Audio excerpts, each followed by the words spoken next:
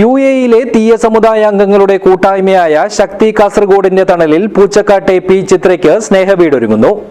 വീടിന്റെ കുറ്റിയടിക്കൽ കർമ്മം ബുധനാഴ്ച രാവിലെ 9:30-നും 10:20-നും ഇടയിലുള്ള ശുഭമുഹൂർത്തത്തിൽ നടന്നു. ഉയർന്ന ഗുണനിലവാരം, തികഞ്ഞ വിശ്വസ്തത, ജനതാ പാൽ.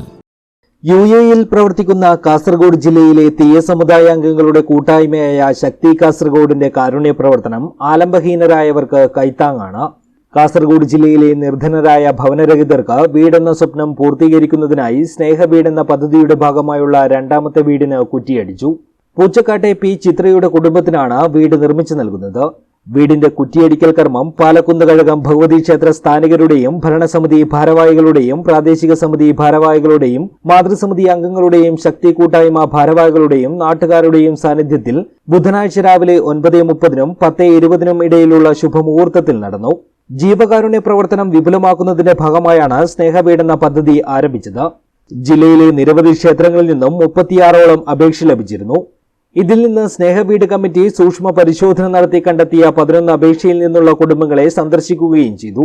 ഇതിൽ നിന്നും അർഹതപ്പെട്ട പൂച്ചക്കാട്ടെ 4 പിഞ്ചു കുട്ടികളടങ്ങിയ പി ചിത്രയുടെ കുടുംബത്തിനാണ് സ്നേഹവീട് നിർമ്മിച്ചു നൽകാൻ തീരുമാനിച്ചതെന്ന് കൂട്ടായ്മ സാരഥികൾ പറഞ്ഞു. രണ്ടാമത്തെ ഒരു വീടാണ് നമ്മളിവിടെ കൊടുക്കുന്നത്. ആദ്യത്തെ വീട് ഞങ്ങൾ നീലീശ്വരം മൈച്ചയിൽ കൊടുക്കുകയുണ്ടായി. ഈ രണ്ടാമത്തെ വീട് ഇവിടെ പൂച്ചക്കാടുള്ള ചിത്ര പി എന്ന കുടുംബത്തിനാണ് കൊടുക്കുന്നത്, നിർദ്ധനായ കുടുംബങ്ങൾക്ക്.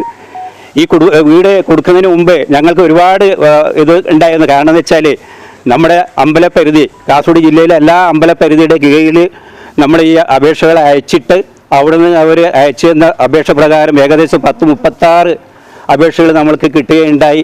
അതിൽ നിന്നെല്ലാം വളരെയധികം സൂക്ഷ്മാവലോകനം ചെയ്തുകൊണ്ടും അതുപോലെ തന്നെ ക്രോഡീകരിച്ച് 11 വീടുകൾ നമ്മൾ കണ്ടെത്തി എല്ലാ പ്രദേശത്തും ഞങ്ങൾ പോയി ആ വീട് സന്ദർശിക്കുകയുണ്ടായി. അപ്പോൾ കണ്ടതിൽ വെച്ച് എന്ന് വെച്ചാൽ എല്ലാ വീടുകളും ഈ വീടിന് അർഹരായവരാണ്.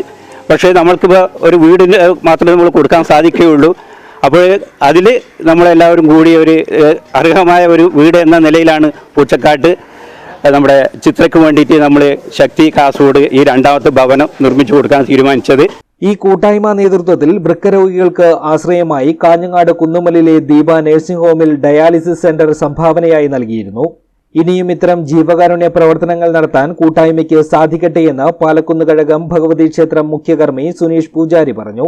മറ്റ് അസുഖങ്ങളും മറ്റും വർദ്ധിച്ചു വരുന്ന ആ കാലഘട്ടത്തിൽ അതിനെ തിരിച്ചറിഞ്ഞുകൊണ്ട് ദീപ നഴ്സിംഗ് ഹോമിൽ ഡയാലിസിസ് സെന്റർ തുടങ്ങുകയുണ്ടായി.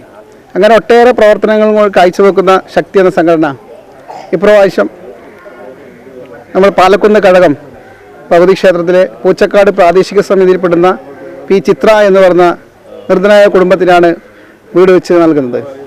അതിന് എല്ലാവിധ സന്തോഷം ഞങ്ങൾക്ക് എല്ലാ പ്രാദേശിക സമിതിയോടൊപ്പം ഭരണസമിതിക്കും ക്ഷേത്ര സ്ഥാനികന്മാരെന്ന നിലയിലും വളരെയധികം സന്തോഷമുണ്ട്. ഇനിയും ഇങ്ങനെയുള്ള ജീവകാരുണ്യ പ്രവർത്തനങ്ങൾ നടത്താൻ ശക്തി എന്ന സംഘടനയ്ക്കാവട്ടെ, അതിലെ ഓരോ പ്രവർത്തകന്മാർക്കും സർവ്വ ഈശ്വരങ്ങളും അനുഗ്രഹം ഉണ്ടാകുന്നത് മാത്രം ഈ അവസരത്തിൽ പ്രാർത്ഥിക്കുന്നു.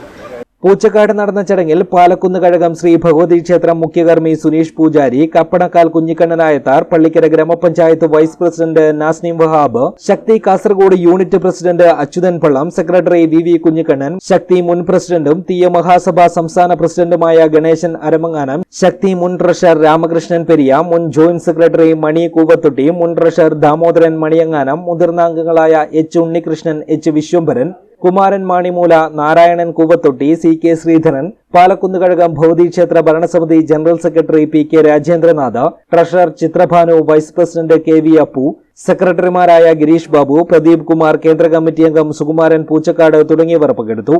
2025 വിഷുദിനത്തിൽ വീട് പൂർത്തീകരിച്ച് നൽകാൻ സാധിക്കുമെന്ന പ്രതീക്ഷയിലാണ് സംഘാടകർ. News bureau, Uduma.